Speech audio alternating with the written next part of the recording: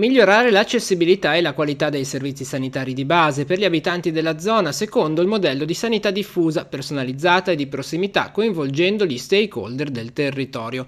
È l'obiettivo della nuova convenzione siglata tra l'ASL 4, il comune di Santa Margherita Ligure, Zoagli e Portofino, e che vede la collaborazione della Croce Rossa e della Croce Verde, della Caritas e della cooperativa sociale I Germogli per la gestione dell'ambulatorio territoriale di Via Larco a Santa Margherita Ligure.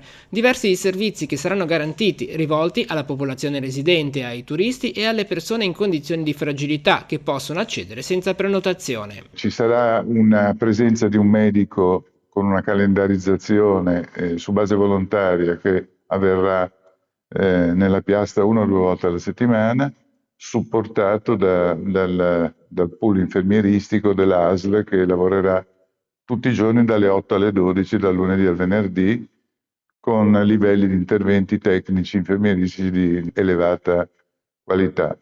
Ci sarà l'inserimento 1 volta al mese di una presenza ambulatoriale di un medico odontoiatra che, sempre su base volontaria, si dedicherà particolarmente alla profilassi, all'igiene e alla prevenzione dei problemi odontoiatrici per soggetti disabili. Inoltre sarà attivo il servizio infermieristico con un punto prelievi dalle 8 alle 9:30 e l'attività ambulatoriale dalle 10 alle 12. Sarà possibile effettuare l'elettrocardiogramma per 1 ora alla settimana e ci sarà supporto per l'assistenza a distanza attraverso la telemedicina. Sarà inoltre attivo il segretariato sociale svolto dagli assistenti sociali del comune e per le campagne di prevenzione sarà presente l'ambulatorio mobile Gulliver.